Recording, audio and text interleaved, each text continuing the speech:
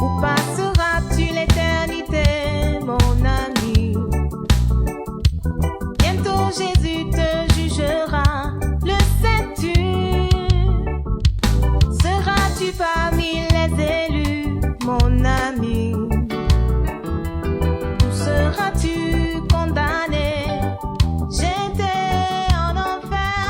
Voici le temps. Et demandez quels sont les anciens sentiers, quelle est la bonne voie, marchez-y et vous trouverez le repos de vos âmes.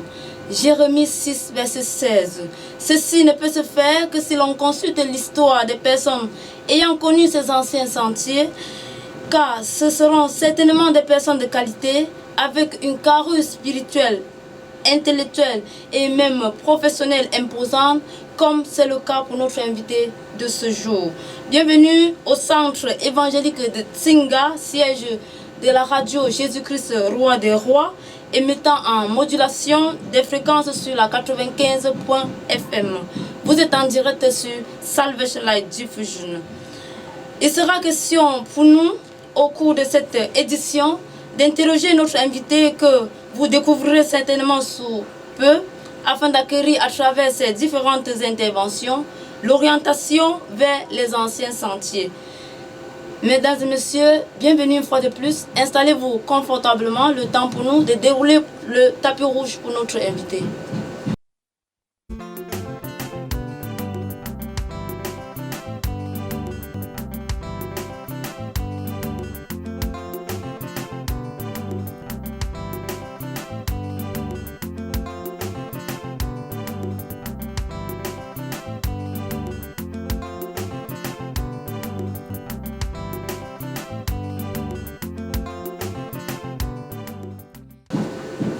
Bonjour pasteur.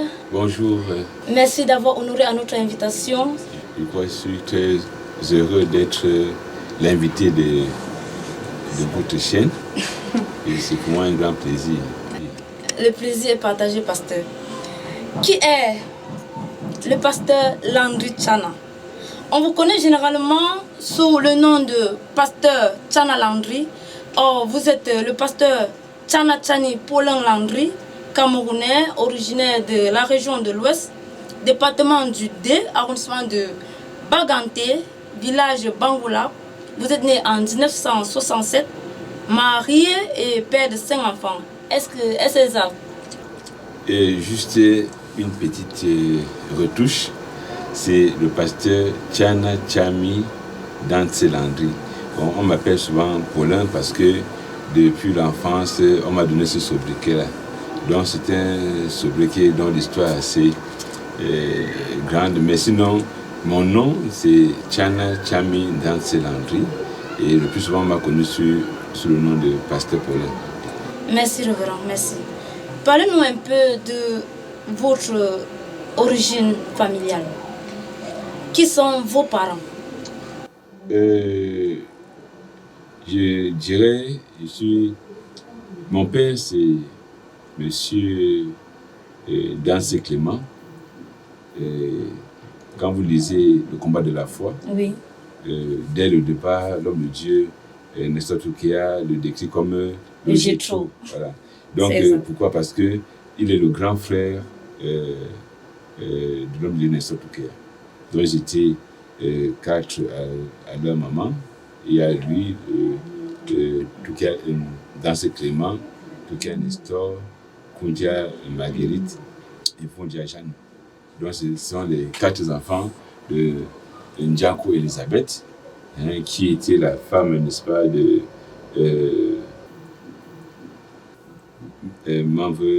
Mavrecha, n'est-ce pas, à Bangoula. Donc il est de la notabilité, la famille notable, n'est-ce pas, royale. Donc je suis donc le fils de Dantse Clément, n'est-ce pas. Ma maman c'est Goumen, Mara Jacqueline, n'est-ce pas. Par la grâce de Dieu, mon papa s'en est allé en 2001, suivi, n'est-ce pas, l'homme de Dieu, Nestor Toukéa, comme vous le savez, en 2020. Par la grâce de Dieu, nous avons encore le grand trésor qui nous reste, n'est-ce pas, la maman qui est encore. Merci, pasteur. Quelle était leur profession? Mon père avait la même profession que ma mère, c'est-à-dire que j'étais administrateur civil. Mon père était administrateur civil, ma mère aussi. Et a été aussi agent d'administration.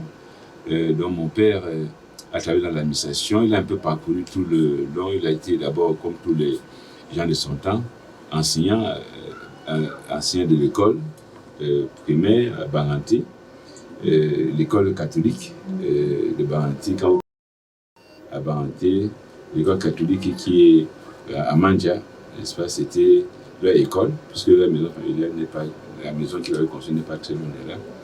Bon, après l'école, après être enseignant d'école, il est devenu inspecteur de police. Il a fait la police. C'est de la police qu'il va avoir le concours pour l'administration. Et il va donc travailler dans l'administration comme chef de district. On a un peu parcouru beaucoup de villes dans le Cameroun. Et puis il va devenir sous-préfet. Et son dernier poste, n'est-ce pas, il a quitté l'administration territoriale pour partir dans le ministère de l'urbanisme et de l'habitat. En ce temps, il y avait le ministère de l'équipement, après le ministère de l'urbanisme et de l'habitat. C'est de là qu'il va prendre sa retraite. Bon, retraité, il a essayé, n'est-ce pas, comme gérant, c'est comme propriétaire des stations-service, et jusqu'à sa mort en 2001. Bon, pour ma maman, elle était aussi dans l'administration. Elle a fini sa carrière comme agent d'administration.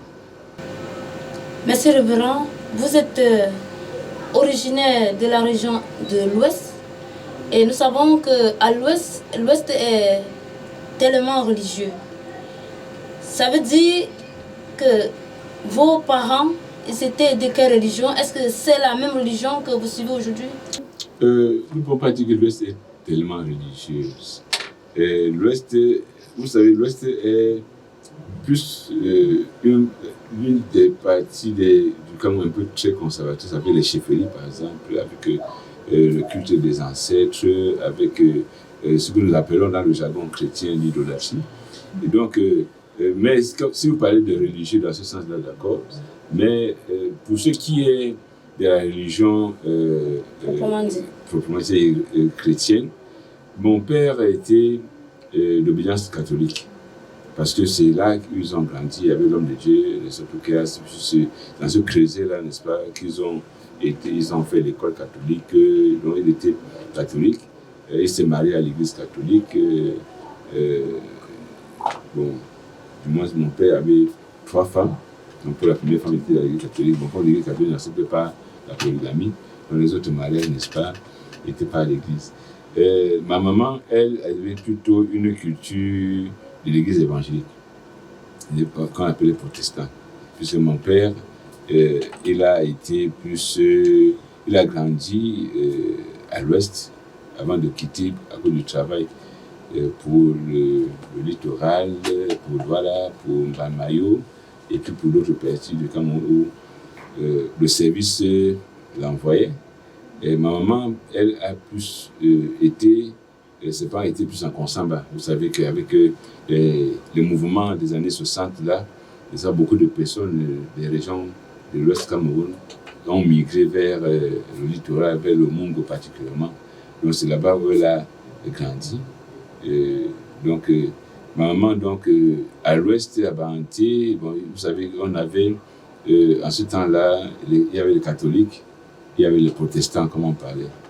Et donc, ma maman a plus une culture de l'église protestante. Et mon père était plutôt du côté catholique. C'est tout un mixage. Révérend, parlez-nous un peu de votre parcours scolaire et professionnel. Je remercie Dieu qui m'a donné de connaître ses parents qui nous ont encadrés. Parce que pour mon père, l'école était d'une grande importance. Donc, j'ai fait l'école maternelle, n'est-ce pas, à Diban. J'ai fait l'école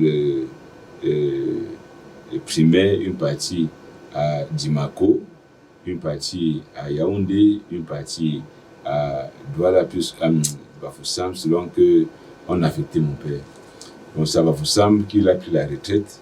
Et c'est là-bas où j'ai fait le secondaire, de la 6e jusqu'en terminale, n'est-ce pas, au CS de Bafoussam, au lycée classé de Bafoussam, au collège Élie Allégré de Mbo.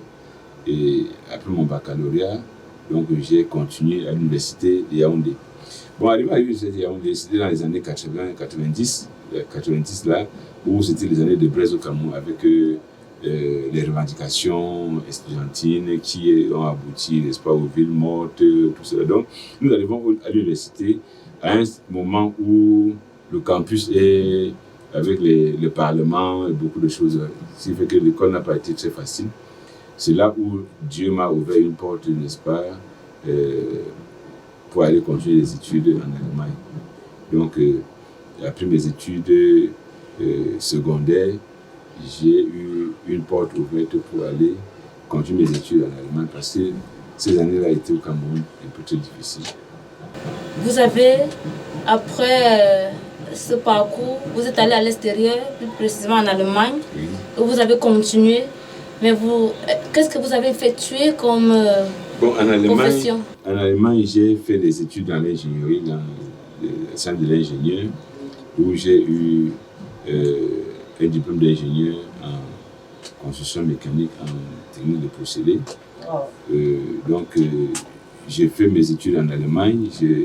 J'ai achevé mes études avec un diplôme d'ingénieur. Avec aussi, il faut le signaler, mon diplôme de sortie a été sanctionné par un prix, n'est-ce pas, le prix Karl Duisberg Gesellschaft en Allemagne. Et je rends grâce à Dieu parce que je suis le premier Africain à avoir reçu ce prix-là.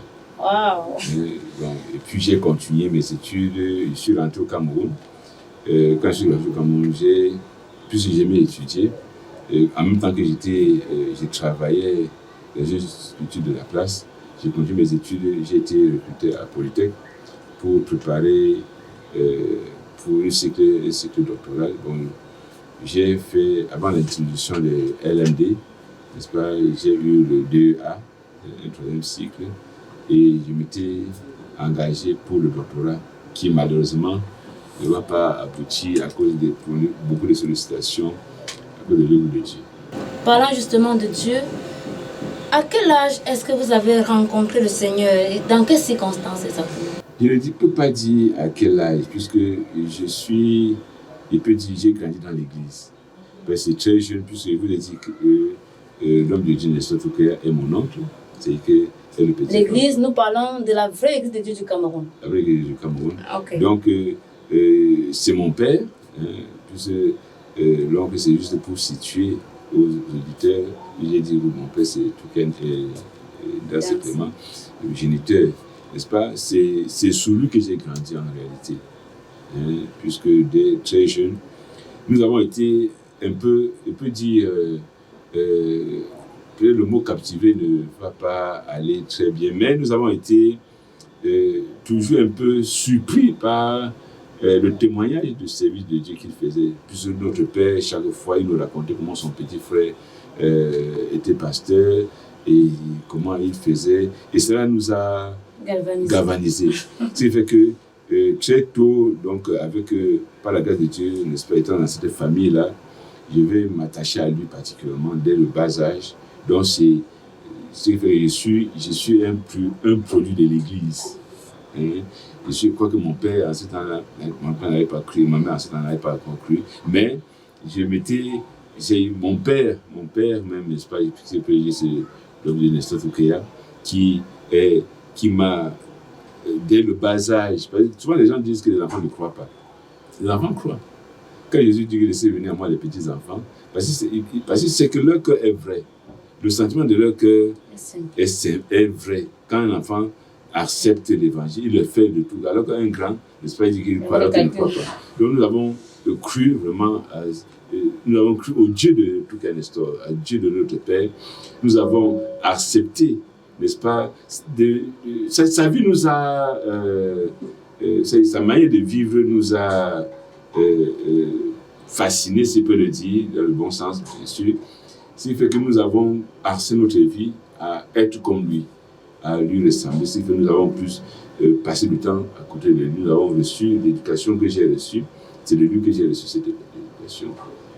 Lorsque vous dites que vous avez accepté Dieu, cela voudrait dire que vous avez accepté d'être baptisé.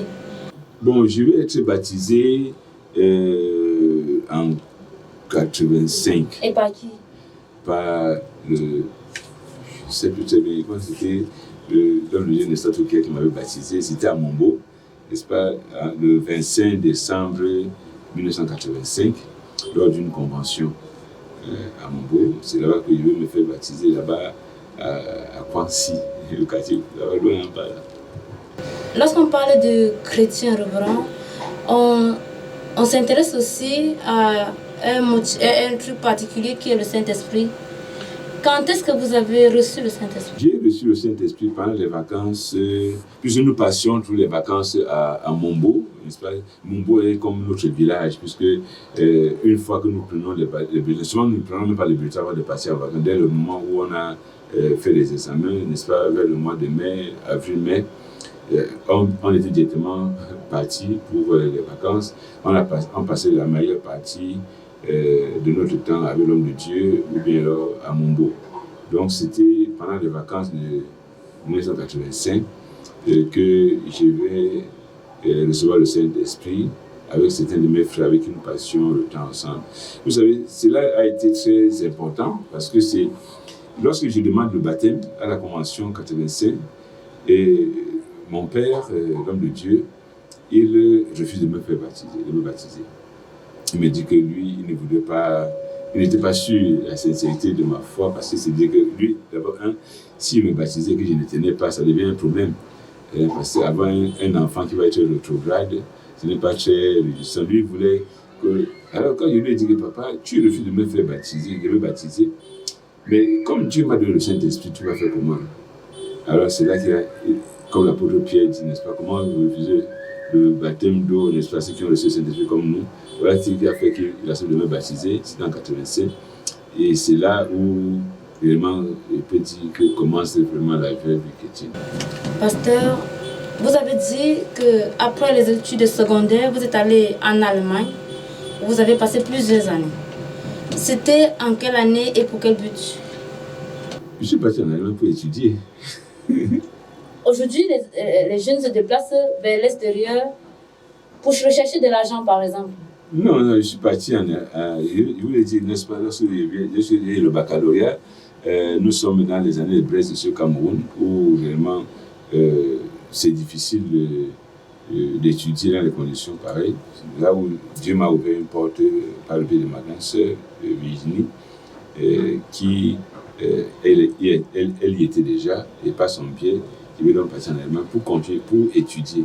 Donc je suis parti en Allemagne, arrêté pour étudier, il peut dire aussi pour servir, puisque la vie chrétienne c'est quoi? La vie chrétienne c'est comme votre peau que vous avez avec vous, vous la transportez là où vous allez. Donc la vie chrétienne c'est quelque chose que vous portez avec vous. Et vous n'avez pas craint d'abandonner une fois avec les influences européennes? C'est vrai qu'en ce temps-là, lorsque nous grandissons dans un milieu où il y a eu beaucoup de personnes qui ont tenté d'aller en Europe et dont l'histoire n'a pas été très réjouissante, n'est-ce pas? Plusieurs ont abandonné, Une fois partis. Voilà. Donc, c'est vrai que j'ai connu des gens qui refusaient même de partir en Europe parce qu'ils se disaient que s'ils partent en Europe, ils vont abandonner la foi. Mais pour moi, c'était plutôt...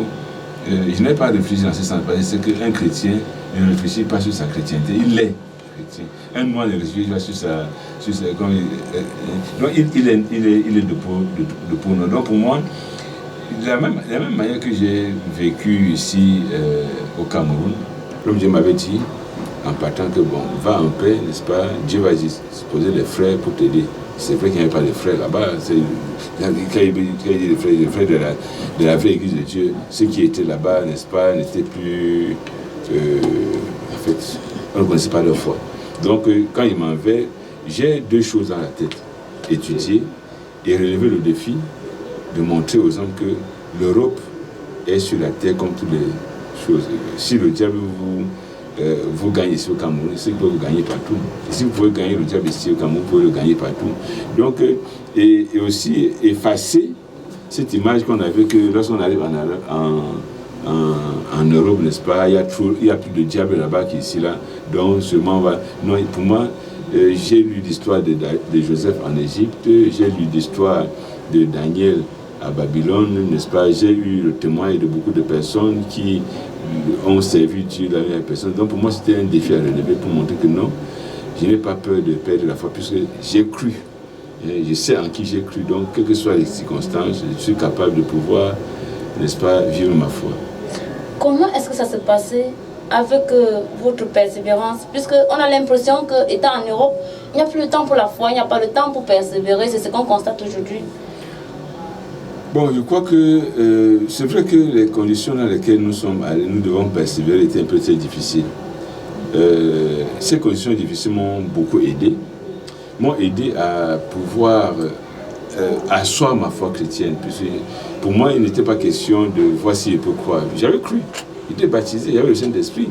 Et je ne sais pas pourquoi est-ce que je ne pourrais pas exercer ma foi là où je me trouve. Donc, pour moi, la question ne se posait pas de savoir persévérer, mais c'était difficile parce que ici là vous avez tous les frères avec vous, les pasteurs avec vous, l'encadrement, n'est-ce pas, un problème, l'homme de Dieu à côté, vous pouvez appeler. Là-bas il y a un peu le téléphone, comme aujourd'hui, n'est-ce pas, pour appeler quelqu'un, n'est-ce pas, c'était pas facile. C'est vrai qu'on avait le téléphone à la maison, mais on n'y avait pas chez d'autres personnes. Alors ici là, quand il y a un problème, on appelle à gauche, on n'est pas à droite. Alors là, il fallait persévérer dans des conditions un peu plus solitaires. Bon, pour moi, ça m'a beaucoup aidé plutôt. Ça m'a aidé, premièrement, d'apprécier la fraternité, de connaître la grâce que nous avons quand vous avez une place où vous avez 2 frères, 3 frères, n'est-ce pas, qui peuvent prier ensemble, chanter ensemble, n'est-ce pas. C'est lorsque vous êtes seul que vous appréciez cela. Le plus souvent, les gens créent des problèmes parce qu'ils sont ensemble, parce qu'ils ne connaissent pas le prix de la fraternité. Bon, j'étudie dans un milieu où j'arrive en Allemagne, il y a beaucoup d'histoires, n'est-ce pas, quoi, ici en Allemagne, comme je suis venu comme cela, il y a ceux qui étaient avant toi, ils ont voulu faire le sérieux, après, les femmes blanches, les ceci, ainsi de suite, la mondanité partout.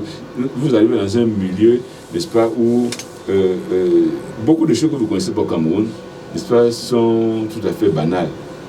N'est-ce pas, l'impudicité, avoir une petite amie, avoir un copain, c'est tout à fait normal, n'est-ce pas, vous devez vivre dans cet environnement-là en connaissant que vous êtes chrétien.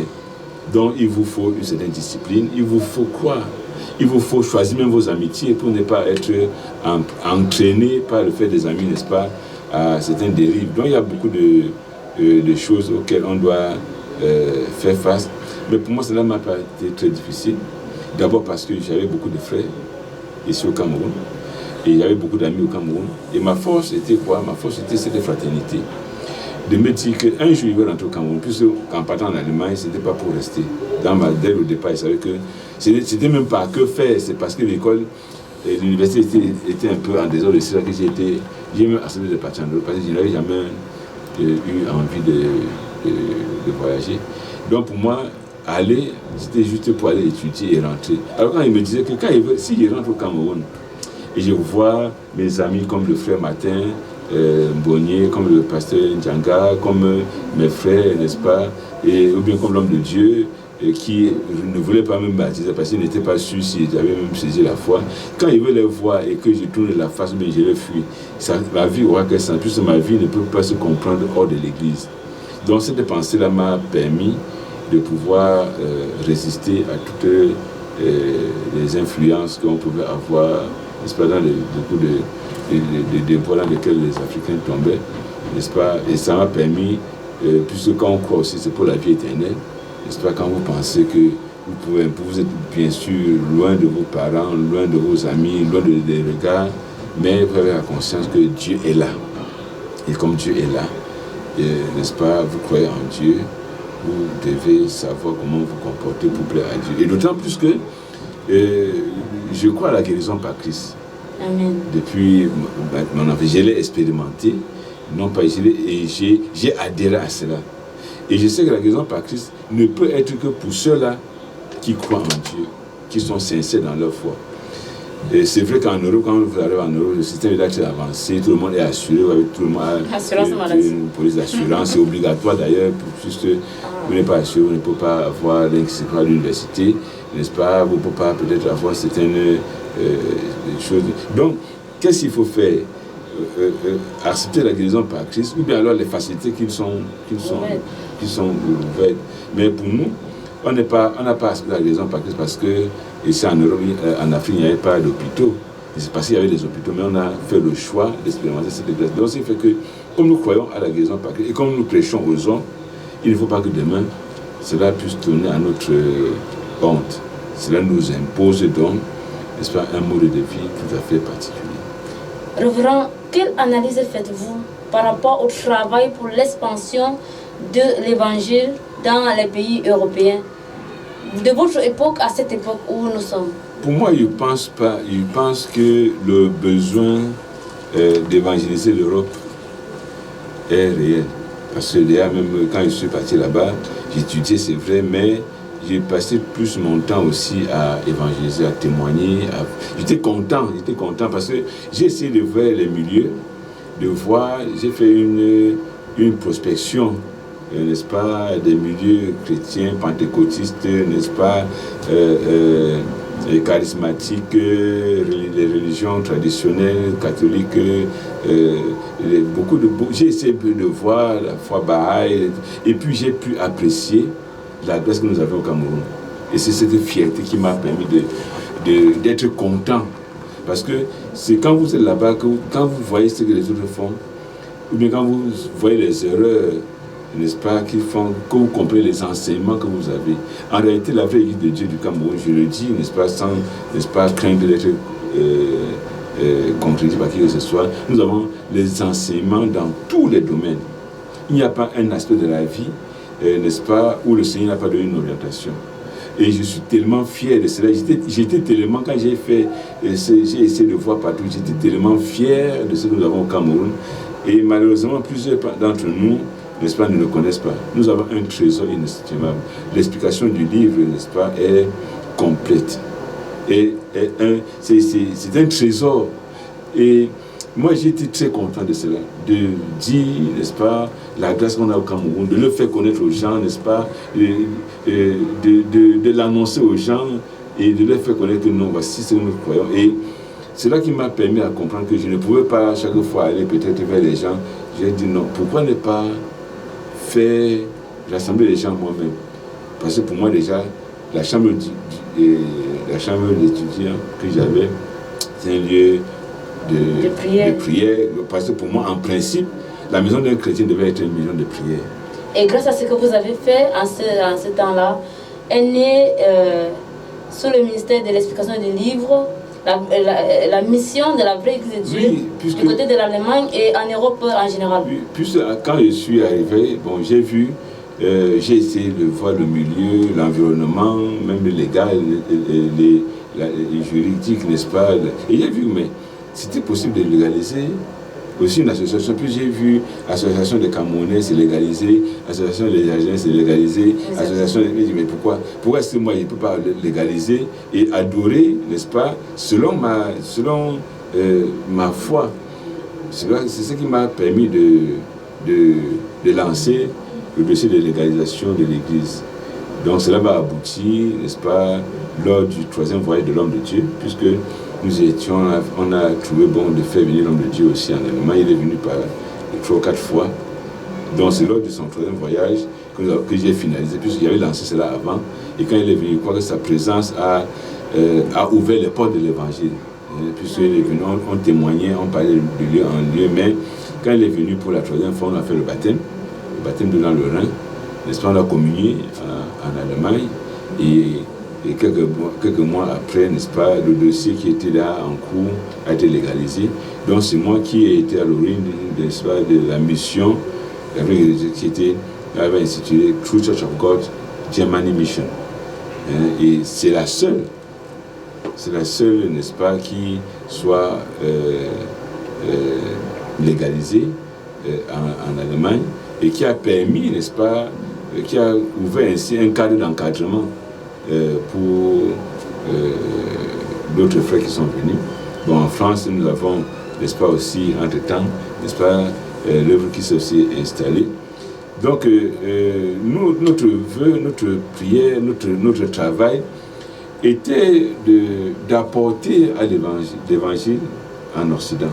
Parce qu'en réalité, ils sont dans un gouffre de besoins, tu peux le dire ici. Il faut que l'Europe soit évangélisée. Et tous, n'est-ce pas, sont convaincus que ce n'est que l'Afrique qui peut réellement aider l'Occident. Et c'est un devoir, et même c'est un devoir pour les Africains de prier pour l'Occident. Parce qu'ils ont aussi fait beaucoup de choses pour nous, les Africains. Lorsqu'on vous voit ici actuellement, on a l'impression que vous avez abandonné ce devoir, puisque vous y étiez, vous avez mis la première pierre et vous êtes revenu en Afrique. Je suis venu. Comment ça se passe aujourd'hui, puisque vous n'êtes plus là?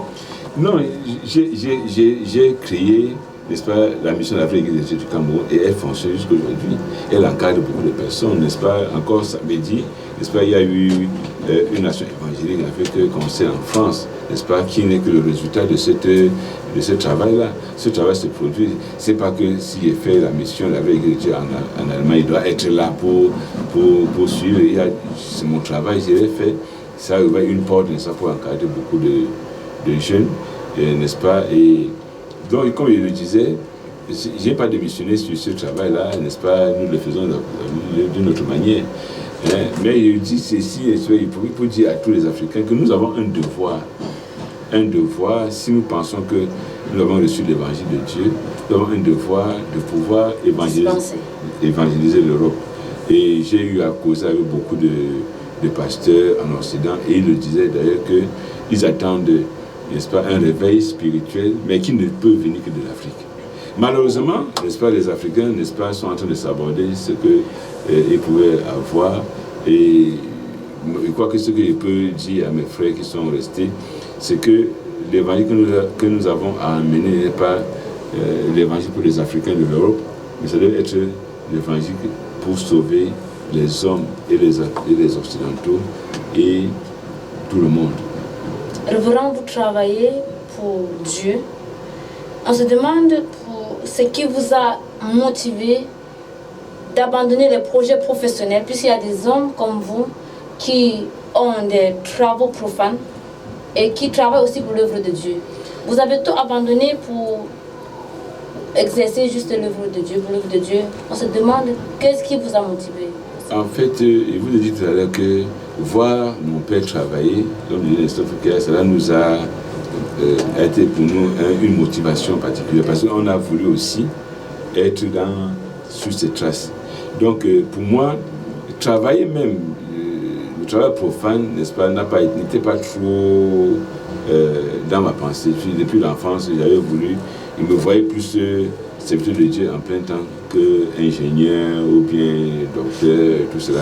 Et donc quand je rentre au Cameroun, n'est-ce pas, j'ai trouvé l'homme de Dieu, puis je ne voulais pas travailler. Il voulait directement me lancer dans le travail, puis il voulait être à ses pieds. C'est lui qui m'a dit que non, il faut que tu ailles faire le travail profane pour apprendre à diriger les gens, pour apprendre à, n'est-ce pas, comprendre les gens, pour apprendre l'administration. Il faut que tu ailles. Il ne voulait pas trop le faire. Et c'est Papa Ingwat, n'est-ce pas, de vérité mémoire, qui nous a quittés dernièrement, qui a sollicité, puisqu'il m'avait déjà sollicité depuis l'Allemagne.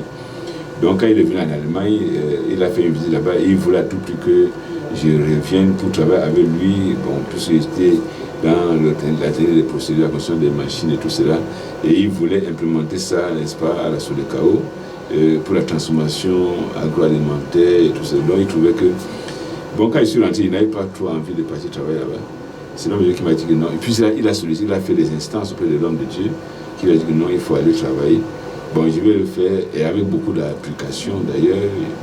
Mais en 2005, je vais travailler là-bas de 2002 à 2005. Et en mai 2005, à la surprise de tout le monde, je vais déposer ma démission. À ce temps-là, j'étais sur le service des marchés et des approvisionnements. j'ai déposé ma démission et je me suis engagé au service de Dieu en plein temps. En faisant quelques recherches sur vous, nous avons appris que votre parcours dans l'église est assez particulier, puisque vous êtes passé de frère à serviteur Tchana Landry, à révérend pasteur. Est-ce vrai, pasteur? Effectivement, c'est vrai. Vous savez, le nom ne dit pas grand-chose. Le nom ne dit pas grand-chose. Comment expliquez-vous cela? Bon, c'est Dieu qui l'a voulu. Puisque quand l'homme de Dieu l'a dit, quand il est venu en Allemagne, puisque il est venu me trouver en Allemagne par 3 fois ou bien 4 fois, et il a vu comment on travaille. Nous avons baptisé ensemble dans le Rhin. Quand on a eu le baptême, on a eu les Allemands à baptiser qui avaient cru à l'évangile, on a eu les Camerounais qui avaient cru à l'évangile. Donc, il a voulu que je baptise avec lui dans le Rhin. L'Église peut donner ce droit à un frère, n'est-ce pas, de le faire. Donc, j'ai baptisé. Après, quand je suis rentré dans le service de Dieu, j'ai fait le mariage, étant encore serviteur, n'est-ce pas. Et quand, en 2005, le Seigneur a voulu que je puisse être dans son service. En tant que pasteur. Donc, il dit que Dieu l'a obligé de faire de moi pasteur. Il a dit plusieurs fois que c'est Dieu qui l'a obligé à le faire. Donc, ce sont les mystères de Dieu. On ne peut que chercher à être fidèle, n'est-ce pas, cette confiance que Dieu nous a donnée. Qu'est-ce qui vous a le plus marqué dans l'exercice de cette fonction jusqu'aujourd'hui? La Bible nous dit que celui qui aspire à la charge d'évêque désire une œuvre excellente. C'est vrai. Quand je m'engage au service de Dieu, et il y a une de mes chrétiennes, n'est-ce pas, une de mes enfants, qui était dans les champs, qui m'a dit, mais Papa Paulin, tu t'es engagé au service de Dieu plein temps? Il dit oui. Il dit, mais gloire à Dieu, parce que je vois que tu es devenu maintenant riche. Parce que la Bible a dit que celui qui paie un va recevoir 100. Donc, ce n'est pas... mais qu'est-ce que je veux dire ça? La Bible dit que celui qui aspire à la charge d'évêque désire une œuvre excellente. L'œuvre de Dieu est excellente, non pas en raison de ce qu'on reçoit, plus en réalité, le pasteur n'est pas celui qui a beaucoup de choses, de prime abord. Mais le pasteur est celui qui a tout de Dieu. Parce que l'excellence dans le service de Dieu n'est pas dans, n'est-ce pas, l'opulence qu'on peut avoir, des matériels, n'est-ce pas. L'excellence, c'est dans le sacrifice qu'on consent pour d'autres personnes.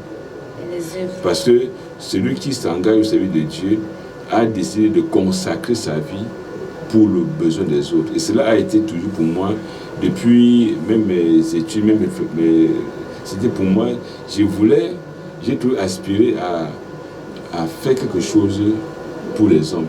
Jusqu'à présent, n'est-ce pas, c'est cette pensée qui m'anime. J'ai appris de l'homme de Dieu que pour bien vivre sur la terre, il faut vivre pour d'autres. Il faut vivre et faire vivre d'autres personnes. Il ne faut pas vivre pour soi, pour être seul, mais il faut vivre et faire vivre d'autres personnes. C'est ça qui donne un sens à la vie. Celui qui veut vivre pour lui seul ne vit pas, en réalité. Votre vie n'a de sens que si elle permet à d'autres de vivre. Quand vous voyez par exemple les grands hommes de ce monde, du maïs profane, vous voyez Eugène Jameau, n'est-ce pas, qui quittait son Occident pour venir mourir de moustiquaires ici, parce qu'il est en train de soigner les gens. C'est ça la vie. Quand vous voyez les gens qui sont prêts, n'est-ce pas, à consacrer, n'est-ce pas, leur vie pour une cause, c'est ça la vie. Donc le serviteur de Dieu est quelqu'un qui a décidé de consacrer sa vie, non pas pour une idéologie politique, non pas pour, n'est-ce pas, une idéologie humaine, mais pour le salut des âmes. C'est pour ça qu'il y a des gens qui ont été tués, qui ont été décapités, n'est-ce pas? C'est ça, c'est en cela que le service de Dieu est excellent. Donc il voulait le dire, parce que certaines personnes pensent que le service de Dieu est excellent parce que le pasteur, il a la voiture. Non, il y a les pasteurs qui n'ont jamais eu de voiture. Il y a les pasteurs, il y a les serviteurs de Dieu qui n'ont jamais eu, qui sont morts pauvres, mais qui ont été d'une importance capitale pour la vie des hommes. C'est que si je n'ai pas, et que je peux faire que dans mon manquement, tu puisses avoir, je suis très content. C'est en cela que le service de Dieu est. C'est ce qui fait que quand nous avons cette pensée-là, quelles que soient les difficultés qu'on peut avoir, on est encouragé de savoir qu'on fait quelque chose pour quelqu'un. Et c'est pour ça que les difficultés vont venir. Je suis très heureux parce que j'ai appris de la vie de l'homme de Dieu, puis je l'ai étudié de fond en comble. Et j'ai vu que sa vie était une vie consacrée à Dieu. Quand vous voyez par exemple, vous parlez de l'homme de Dieu, Nestor Touquet, et quand vous avez été à Tico, là où il a vécu, ces derniers temps, c'était pas plus que nos maisons que nous avons, c'était juste un hangar. Hein? Mais pourtant, il a fait que les gens construisent des immeubles. Hein? Lui-même, quand il meurt, n'est-ce pas, en 2020, vous comptabilisez ses biens, c'est presque rien. Hein? Alors qu'il a bâti, il peut dire, n'est-ce pas, un empire. Vous ne verrez pas peut-être un terrain de l'église où il a mis son nom dessus. Donc, c'est-à-dire qu'il a vécu pour les hommes. C'est en cela que l'œuvre de Dieu est une œuvre excellente. Et tout le monde devrait avoir cette philosophie. Quand vous vivez pour d'autres personnes, vous vivez plein. Mais quand vous vivez pour vous seul, vous mourrez. Jésus-Christ le montre d'ailleurs. Il dit que je donne ma vie pour mes amis. Il n'y a pas de plus grand amour que de donner sa vie pour ses amis. Il dit, on ne me l'ôte pas, je la donne. Donc, le service de Dieu est excellent en ce que nous offrons notre vie pour la vie des hommes. Et l'on rate le service de Dieu lorsqu'on pense qu'on peut vivre à partir des autres personnes. Si je suis pasteur parce que vous allez me donner l'honneur, vous allez me donner les ceci, n'est-ce pas, vous allez me recevoir, c'est que j'ai échoué. Le pasteur ne s'attend pas que vous lui donnez quelque chose. Il n'attend pas que vous puissiez lui dire merci. Il n'attend pas que vous puissiez lui être reconnaissant. Il n'attend pas que vous puissiez l'honorer. Il n'attend pas cela. Ce qu'il attend, c'est que Dieu puisse être content de lui. Et c'est ça, quand même tous les serviteurs de Dieu, même tous les chrétiens, si on a cette philosophie, la foi devient tout à fait normale. Mais quand on n'a pas cette philosophie, on se plaint de ce qu'on les murmures, on se plaint des mépris, on se plaint de ceci, après on se décourage, après on abandonne. Non. Le service de Dieu est excellent. Moi, je suis très content et reconnaissant à Dieu parce que ce service était un service dans lequel on apprend à connaître Dieu tous les jours. Un service, n'est-ce pas, petit, pluridimensionnel, pluridirectionnel, pluridisciplinaire, parce que vous avez à conseiller les commerçants, à conseiller les ingénieurs, à conseiller les maçons, à conseiller... Tout le monde se réfère au pasteur. Donc le pasteur finit par être une personne pluridisciplinaire parce qu'il faut cette pluridisciplinarité pour pouvoir aider les gens. Vous ne pouvez pas avoir les gens qui viennent vous donner un conseil comment faire pour nourrir l'enfant que vous ne puissiez pas lui dire. Il faut que vous puissiez vous instruire, que vous puissiez apprendre. Le pasteur apprend tous les jours pour être, n'est-ce pas, au top, n'est-ce pas, de l'encadrement des gens. Quand vous parlez des programmes de l'ordinateur, il se met à jour tous les jours. Révérend, parlant de l'apôtre Nestor Touquet, qui est, vous avez dit, votre père, non pas biologique, mais il est votre père. On veut savoir cet échange que vous avez eu avec lui, si cela n'est pas discret, avec lui avant son départ pour l'au-delà.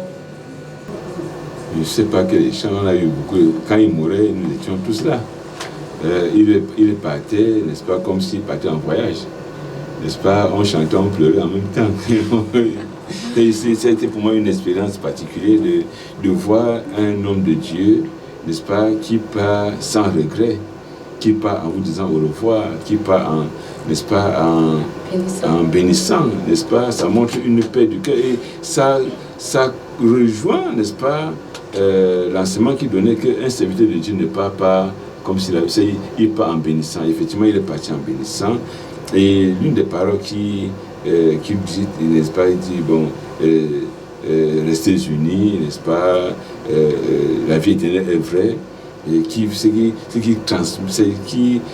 fait voir, n'est-ce pas, l'aboutissement d'une vie, qui vous permet aussi de vous... Est-ce que vous aussi, lorsque votre jour arrivera, n'est-ce pas, vous serez aussi en train de faire la même chose? Moi, On a eu beaucoup de pleurs, on pleurait du départ en le voyant partir, mais on chantait, on pleurait, on chantait, et on l'a vu partir. Il y avait un mélange de douleur et de joie. Je ne peux pas dire de joie, mais il ne sait pas si c'est de joie, il n'y a pas de séparation en joie. Il faut quand même avouer d'espérance, puisque quand il dit pour nous réconforter que la vie éternelle est vraie, n'est-ce pas, ça nous donne quand même l'espérance. Et aussi une obligation de le rejoindre là-bas. Une obligation. Une obligation. Amen. Amen. Il faut avouer que son départ a fait l'objet de beaucoup de douleurs dans le cœur des chrétiens, comme la famille Chanel. On se demande si ça n'a pas été le cas de votre côté. Je crois que s'il fallait pleurer, l'homme de Dieu, on pleurera toute la vie. N'est-ce pas, nous n'avons pas pensé que cela soit possible. Parce qu'on se disait que l'homme de Dieu ne peut pas mourir. Mais il disait lui-même que je suis mortel, n'est-ce pas? Quelques semaines qu'il dit, je suis mortel, frère. Je suis mortel. Donc, tout ça, il a dit beaucoup de choses, beaucoup de une semaine avant. Mais on va le pleurer toujours. On va toujours dire que si l'homme de Dieu était là, ça arrive souvent avec beaucoup de pincements qu'on le fait, mais on est consolé de la pensée de savoir qu'on se verra. Et que, en réalité, tout ce qu'il a demandé, de ce qu'il a dit, il revient à nous de les mettre en pratique. Parce que l'homme n'est pas parti comme s'il a été brusqué. Non, n'est-ce pas? Quand on voit même les lettres circulaires, il a mis tout en œuvre, n'est-ce pas? Il a tout arrangé. Je crois que pour nous qui restons aujourd'hui, il est nécessaire que nous revenions sur ces enseignements. Je me souviens, lorsqu'il nous entretenait une semaine avant sa mort, quelques jours avant sa mort, il disait qu'il a mis tout dans ses écrits. Et que si nous restons fidèles à ses écrits, n'est-ce pas, on n'aura pas de problème. Donc il est nécessaire pour les chrétiens de revenir sur les écrits, sur les enseignements, et comme nous n'avons pas de problème. Comme il est dit tout à l'heure, la vraie Église de Dieu a tout ce qu'il faut, n'est-ce pas, pour pouvoir surmonter tous les obstacles. Révérend, passons à autre chose. Vous avez effectué du 25 mai au 6 juin de cette année une mission au Kenya en compagnie de votre proche collaborateur, le pasteur Zanga Damien. On se demande pourquoi le Kenya? Bon, nous devions effectuer ce voyage depuis. Je crois que ce sont les urgences sanitaires avec la pandémie de la COVID-19, avec les frontières qui étaient collées partout, qui nous ont empêchés de voyager. Non pas seulement au Kenya, je devais même partir d'abord au Burundi. N'est-ce pas, c'est à moins une semaine, n'est-ce pas, du voyage, n'est-ce pas, que cela a échoué à cause des fermetures des frontières, à cause du coronavirus.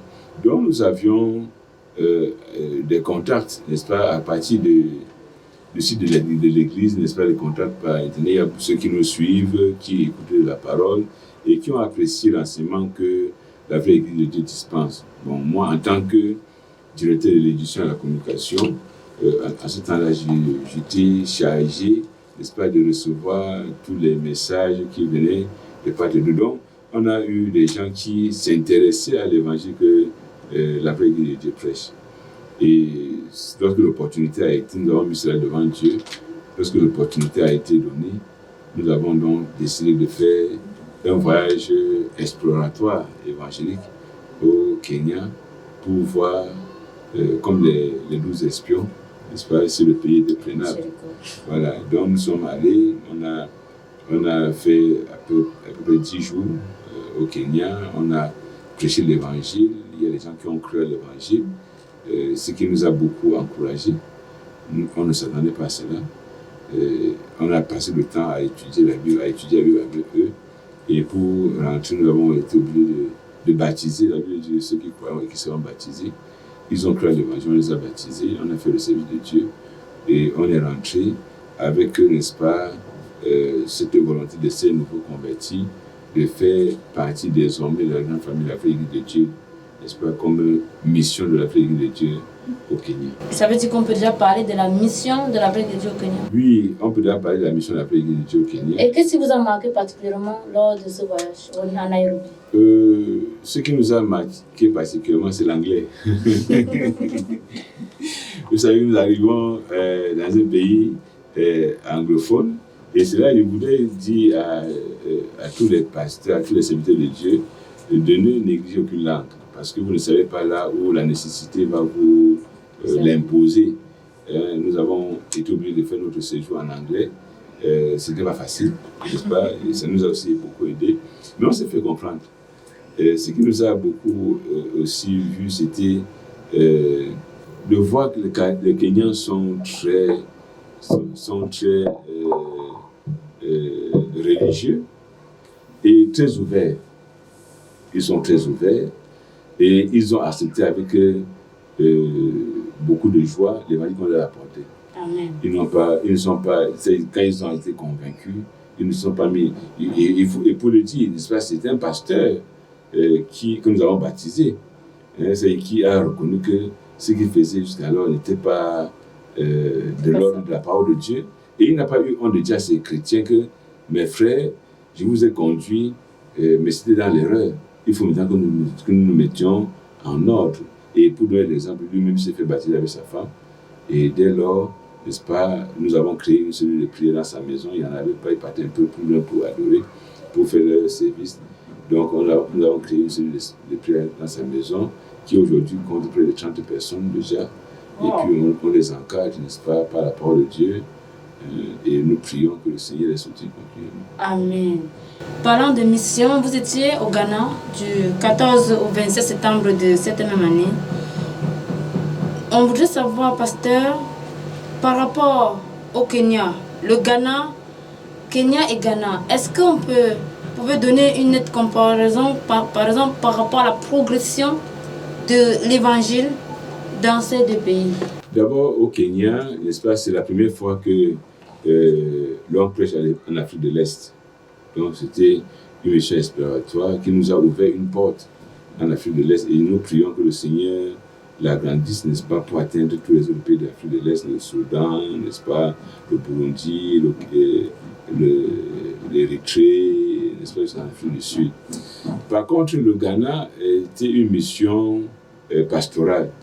Nous avons une mission reconnue au Ghana et qui devrait normalement recevoir la visite de l'homme de Dieu. Donc il était prévu que l'homme de Dieu puisse fouler le sol ghanéen, n'est-ce pas, au courant de l'année 2020. Malheureusement, la pandémie et puis la mort l'en a empêché. Donc nous avons été contents de pouvoir accomplir cette mission-là, d'aller encadrer les frères, voir leur milieu de vie, comprendre, n'est-ce pas, les difficultés, passer un temps avec eux dans la prière, dans l'étude de la parole de Dieu, n'est-ce pas, parler avec eux. Cela nous a beaucoup aidé, n'est-ce pas, à comprendre, n'est-ce pas, à apprécier l'environnement ghanéen qui est très religieux. Vous savez, les pays anglophones sont extrêmement religieux. Ils sont très religieux, n'est-ce pas, au point où au marché, on se salue par Alléluia.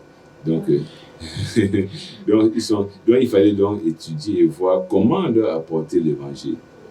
Comment, n'est-ce pas, et encourager les frères qui ont travaillé et ils ont eu une grande maison là-bas, n'est-ce pas, une grande assemblée, n'est-ce pas, en Dieu. Et vraiment, cela nous a beaucoup encouragés. Comment ils sont partis du Cameroun avec leurs valises, n'est-ce pas, le frère Georges avec sa femme, et qui, finalement, n'est-ce pas, vont installer l'œuvre au Ghana, vont légaliser l'œuvre au Ghana, vont construire, n'est-ce pas, un grand bâtiment et qui encadre les hommes aujourd'hui. Donc, nous avons été très encouragés à cela, nous avons appris beaucoup de leçons. Et donc, la mission du Ghana était différente de celle du Kenya, puisque c'était une maison pastorale. Nous avons fait la retraite, nous avons fait les cultes, nous avons prié avec les chrétiens. Révérend, parlons à présent de la convention. La 59e édition de la convention annuelle se tiendra du 22 au 25 décembre, comme on l'a annoncé depuis le mois de mai. On se demande, puisque la 58e édition n'a pas eu lieu. Pourquoi parler de la 59e? On parle de la 59e parce que la 58e a eu lieu. Peut-être qu'elle n'a pas eu lieu dans la chose qu'on l'a organisée. On a fait des contributions, on a fait la prière, on a fait tout ce qu'on fait pour la convention.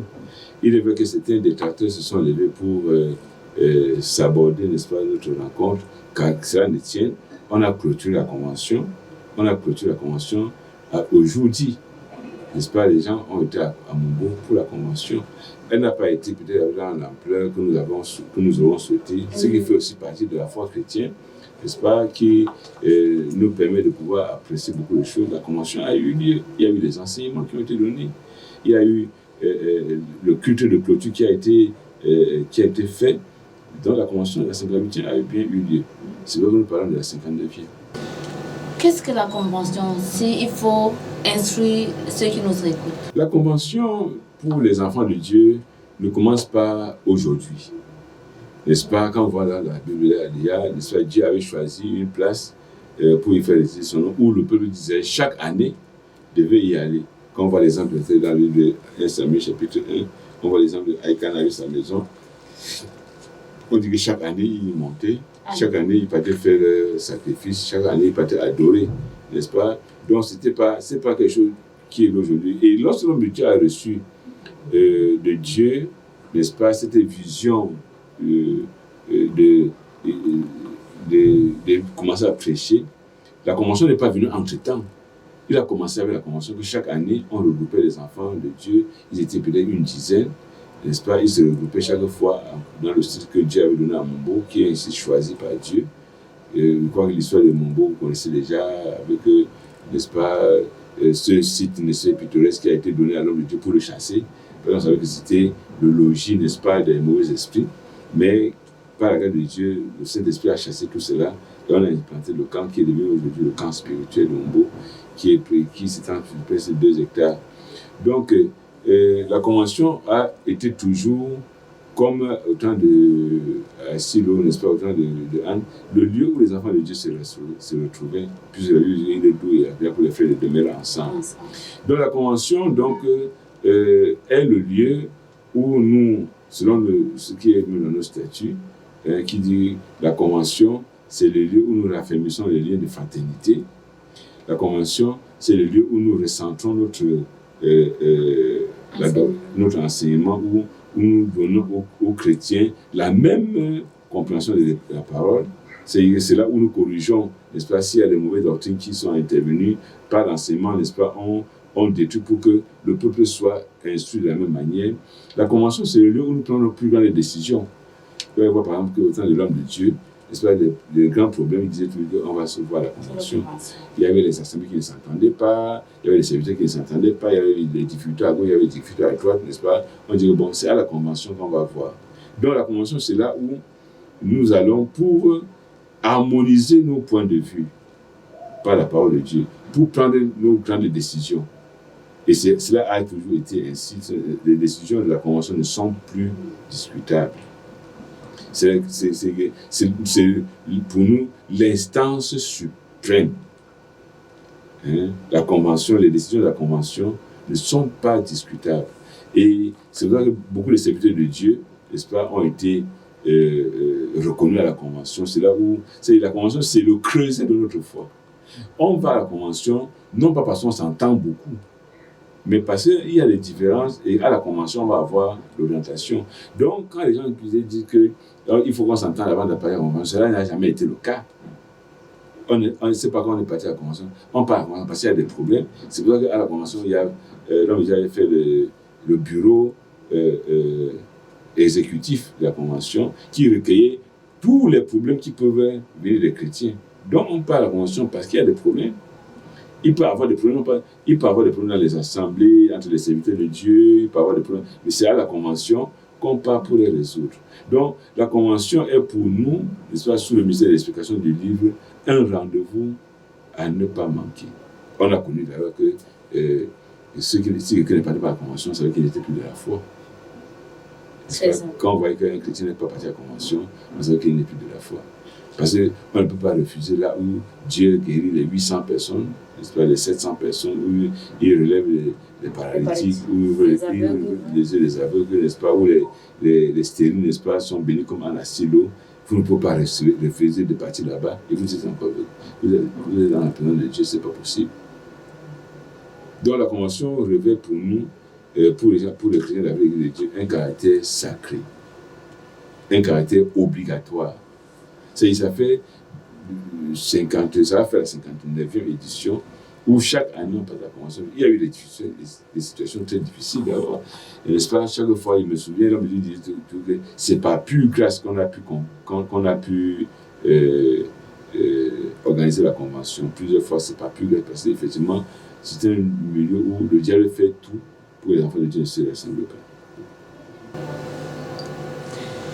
Alors, pasteur, parlons de vos perspectives pour l'avenir dans le service de Dieu.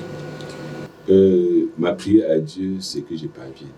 Amen. Ma prière à Dieu, c'est que, comme j'ai vu comment l'homme de Dieu a travaillé et a eu le témoignage de Dieu, comme j'ai vu comment l'homme de Dieu, malgré les difficultés qu'il a traversées, n'est-ce pas, il en a eu tellement et il a pu tenir le cap. Et je suis encouragé parce qu'il n'y a aucune difficulté qu'on peut avoir dans le service de Dieu que d'autres n'ont pas eu. Lorsqu'on est concentré sur soi, on ne va pas très loin. Mais quand on voit ce que d'autres ont fait, n'est-ce pas, on peut mettre l'échelle un peu puisque quand vous portez un enfant sur le dos, n'est-ce pas, ou bien sur l'épaule, il touche ce que vous ne pouvez pas toucher vous-même.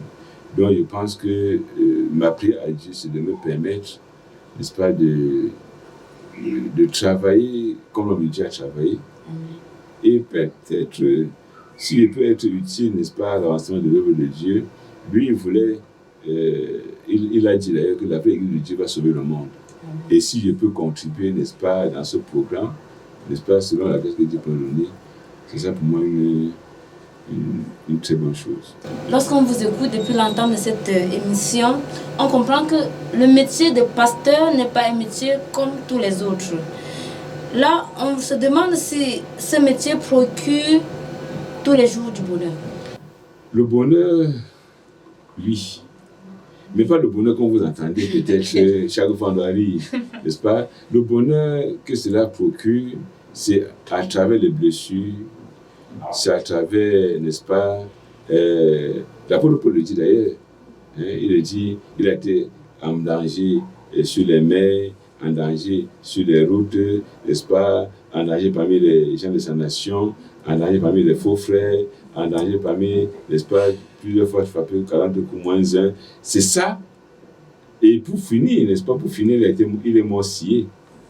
Mais dans un bonheur ineffable. Donc le bonheur du pasteur, c'est le soir, quand il rentre à la maison, de savoir que est-ce que j'ai été utile à quelqu'un aujourd'hui? Est-ce que j'ai fait l'œuvre de Dieu?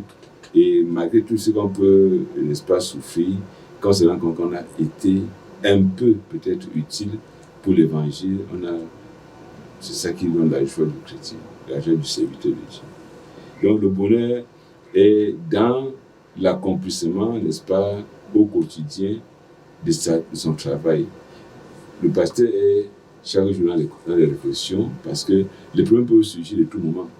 N'est-ce pas, vous êtes là, vous n'êtes pas sûr que le plat que vous avez en main va le terminer sans qu'un problème n'arrive. Vous n'êtes pas sûr que, n'est-ce pas, là où vous partez, on va vous recevoir. Donc, mais c'est ça qui fait que le travail soit exaltant. Amen. Mesdames et messieurs, vous suivez Salvation Light Diffusion. L'émission, c'est selon les Saintes Écritures. Nous avons reçu un autre invité ce jour, qui est le révérend pasteur Chana Landry Paul,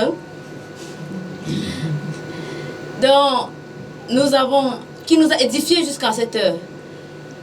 Nous revenons à lui pour poser une dernière question, tout en demandant quel conseil est-ce qu'il donnerait aux jeunes qui ont de l'admiration pour lui et qui voudraient plus tard le ressembler. quel conseil? Je voulais simplement dire, j'ai eu envie d'être comme l'homme de Dieu. Je me suis rendu compte que la Bible dit vrai que fais de l'être tes délices et te donne ce que ton cœur désire. Amen. Le problème avec notre jeunesse, c'est qu'ils n'ont pas d'ambition, ils n'ont pas de rêve, ils n'ont pas d'objectif à atteindre, ils n'ont pas de chemin à suivre. Et c'est ça le grand problème que nous avons avec la jeunesse. Vous voulez faire quoi de votre vie? Vous voulez atteindre quel objectif? Vous allez voir beaucoup de personnes se lancent dans le service de Dieu, juste parce qu'ils ont vu d'autres personnes se lancer. Non. C'est que, qu'est-ce que vous voulez faire? La Bible nous dit que fais de l'être tes délices et il te donnera ce que ton cœur désire. Cela voudrait dire que si vous ne désirez rien, vous ne recevez rien. Si quelqu'un veut servir Dieu, qu'il puisse se mettre dans les conditions qui vont être appréciées, que Dieu va aimer et Dieu va l'utiliser. Donc, c'est une perte pour un jeune de ne pas servir Dieu. Et c'est le plus beau temps pour un être humain de servir Dieu, c'est dans sa jeunesse. Avec la force que nous avons, avec la vigueur que nous avons, on peut, la Bible dit là que avec l'Éternel nous ferons des exploits. C'est à l'âge de la jeunesse qu'on peut faire des exploits. Vous voyez, ce qui a beaucoup, il peut dire, intéressé l'homme de Dieu et qu'il a écrit, qui nous a aussi beaucoup, il a fait un livre sur le père observateur, conseil des jeunes. Et dans ce livre, il prend l'exemple de Hitler, n'est-ce pas? Il prend l'exemple du général de Gaulle, non pas pour apprécier, n'est-ce pas, les hécatombes, n'est-ce pas, dont ils ont été auteurs, mais pour montrer, n'est-ce pas, la force, n'est-ce pas, de caractère que quelqu'un peut développer pour atteindre un but. Et tous ceux qui ont eu à atteindre des buts sont ceux qui ont été forts de caractère. Il n'y a pas un chemin que vous pouvez prendre sans avoir des obstacles. En principe, si vous avez un chemin qui va vite, si vous avez un chemin où il n'y a pas d'obstacle, soyez sûr que c'est un mauvais chemin. Vous voyez par exemple, quand vous conduisez la voiture, quand vous vous rendez compte que la voiture commence à aller très vite, c'est quand vous perdez n'est-ce pas, le contrôle. C'est là où le chemin de perdition est très rapide. Donc, les jeunes doivent avoir la volonté d'atteindre leur but. Et puis, ça met le courage. Parce qu'aujourd'hui, les jeunes se découragent très rapidement et ne pas se concentrer sur les on-dit. Non, les gens diront toujours. J'ai eu à dire aux gens que non, pour moi, ils ne me prennent pas. On est dans un pays démocratique où on va impliquer les gens de parler.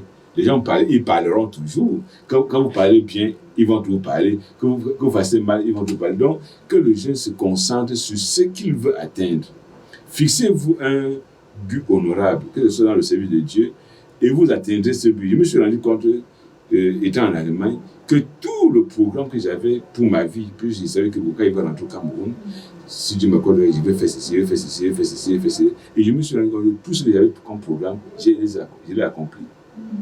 Mais s'il n'avait pas fait de programme, il devait venir prendre le programme qu'on me donne, n'est-ce pas? Ou bien peut-être un programme qu'on me donne ce matin, après le soir. Non, quand un jeune a fixé ses bornes, que voilà ce que je voudrais faire, il est convaincu sur la légitimité de son activité, il atteindra.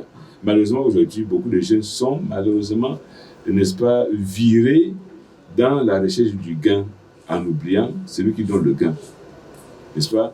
Ils sont plus concentrés sur le devenir matériel. N'est-ce pas? Il faut grandir, il faut étudier, n'est-ce pas? Il faut se marier, il faut avoir des enfants, avoir la voiture, il faut, n'est-ce pas, construire sa maison, il faut... Ça, ce sont les choses périphériques. La Bible dit que recherchez premièrement le royaume et la justice de Dieu, et toutes ces choses vous sont données par-dessus. Très peu de jeunes aujourd'hui, n'est-ce pas, ont demandé, faites un sondage, demandez à combien de jeunes ce qu'ils veulent être dans 10 ans. Ils ne sauront pas. Ça, c'est vrai. Ils ne sauront pas. Demandez-leur que tu vas faire quoi dans 3 ans. Tu vas être où dans... Ils ne l'auront pas. Or, un homme doit fixer des objectifs. La Bible dit que le cœur de l'homme fait des projets. C'est le dessein de Dieu qui s'accomplit. Et ce dessein de Dieu, il dit que fais des intérêts, tu vas sur ton cœur désir. Si même tu n'atteins pas, n'est-ce pas, le but fixé, tu vas être plus. Mais si tu n'as pas un but fixé, et c'est ça qui fait que notre jeunesse est sans saveur, parce que elle est chaque fois trimballée à gauche, trimballée à droite, n'est-ce pas, au vent, n'est-ce pas, des idéologies et des gens. Quand un jeune a fixé son cap, prenez même l'histoire, n'est-ce pas, ce que vous appelez les grands hommes de ce monde, ils n'ont pas réussi au hasard. Il n'y a pas de réussite au hasard. Il n'y en a pas. Les réussites se fabriquent. Les réussites se construisent. Et les réussites s'assument. Vous ne pouvez pas réussir par hasard. Quand vous réussissez par hasard, vous tombez par hasard.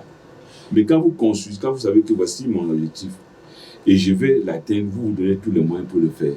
Mais quand vous n'avez pas d'objectif à atteindre, vous n'atteignez rien. Fais des listes, il te donnera ce que ton cœur désire. Si ton cœur ne désire rien, tu n'auras rien. Et si ton cœur désire des choses basses, tu auras des choses basses. Si ton objectif est dans les hauteurs, tu atteindras les hauteurs. Malheureusement, nos jeunes n'ont pas la confiance en eux pour pouvoir, n'est-ce pas, mettre leur barre très haute. Il ne dit pas haute, il faut mettre la barre très haute pour aller, n'est-ce pas, au-delà de ce qu'on a pu penser. Donc, voilà mon conseil que je peux dire aux jeunes, n'est-ce pas, aujourd'hui, nous avons une jeunesse, n'est-ce pas, dans l'Église qui devrait prendre en charge, n'est-ce pas, ses responsabilités, n'est-ce pas, et travailler à ce sens. Le monde entier est en perdition. Le monde entier est en perdition. Vous voyez aujourd'hui, par exemple, les jeunes du monde, n'est-ce pas, ils ne savent plus comment s'habiller, par exemple. Quelqu'un qui porte un pantalon déchiré, n'est-ce pas, il a été moulé dans cette déformation socio-culturelle, n'est-ce pas, qui le pousse à croire que ce qu'il a vu dans la télévision, n'est-ce pas, ce qu'il a accepté en Occident, finit par être bien. Au point où quand vous dites à un jeune de s'habiller, il ne sait plus comment s'habiller.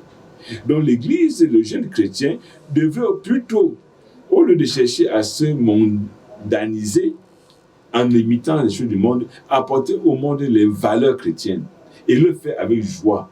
Parce que Jésus dit que vous êtes le sel de la terre.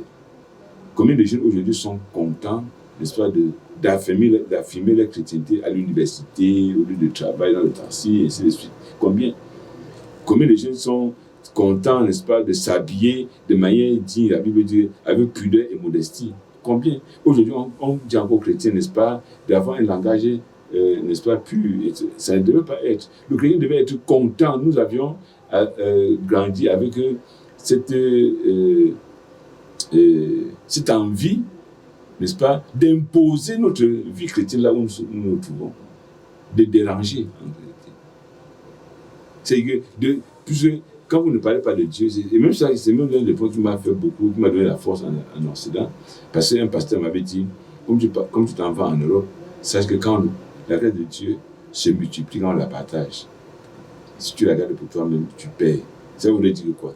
Que si tu n'évangélises pas, tu t'atrophies. Et beaucoup de gens se sont atrophiés parce qu'ils ont eu peur. Le monde les a effrayés et ils ferment la bouche. C'est quand vous partagez que Dieu vous remplit. On ne peut pas remplir une bouteille qui est déjà vide, qui est déjà pleine. Mais quand vous vous videz, n'est-ce pas, on remplit davantage. Donc le jeune chrétien doit être un conquérant. Un jeune devait avoir, n'est-ce pas, cette pensée de conquérir le monde, il peut dire, entre guillemets, le Hitler de Dieu. Si Hitler, lui seul, a pu, n'est-ce pas, organiser la guerre mondiale, nous pouvons aussi organiser la guerre sainte contre le mal. Un jeune chrétien devait être là où il se trouve, n'est-ce pas, une bombe contre le diable.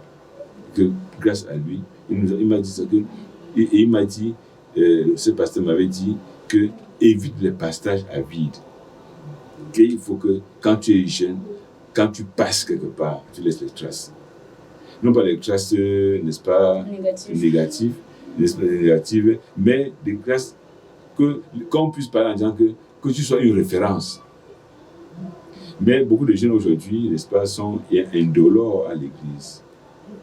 N'est-ce pas, sont indolores, ils n'ont pas d'odeur, n'est-ce pas, ils sont incolores, on ne les connaît pas. Ce qui les intéresse, n'est-ce pas, c'est le mariage, n'est-ce pas, c'est le travail, et puis ils passent à côté de la plaque. Voilà ce que je peux dire aux jeunes. Merci, révérend. C'est sur ces paroles du révérend pasteur Landry Tchana que nous mettons la clé sur le paillasson en ce qui concerne cette édition de Selon les Saintes Écritures, tout en espérant que les jeunes tireront les leçons par rapport à cette vie riche en couleurs, riche en amour pour Dieu, en amour pour les hommes, et que ceci deviendra une bibliothèque de vie pour tous ceux qui nous suivent sur cette chaîne. Mesdames et messieurs, nous vous remercions d'avoir suivi. Nous disons aussi merci au révérend pasteur pour sa disponibilité. Merci, je suis toujours disponible, n'est-ce pas? Chaque fois que vous avez le temps, n'est-ce pas? Je serai très heureux, n'est-ce pas, de revenir, n'est-ce pas, sur votre chaîne. Merci, pasteur. Merci beaucoup. Mesdames et messieurs, ça a été un plaisir de vous avoir livré cette émission, ce témoignage, ce conseil venu d'un papa, d'un grand-père, tout en vous invitant aussi à suivre la radio Jésus-Christ, Roi des Rois, dont nous avons eu le privilège de tourner cette émission dans le centre, dans sa cabine. Et nous disons merci au personnel de cette radio. Nous vous disons merci une fois de plus. Retrouvez-nous sur YouTube avec Salvation Light Diffusion. Vous verrez en permanence, Seigneur, cette édition de Selon les Saintes Écritures.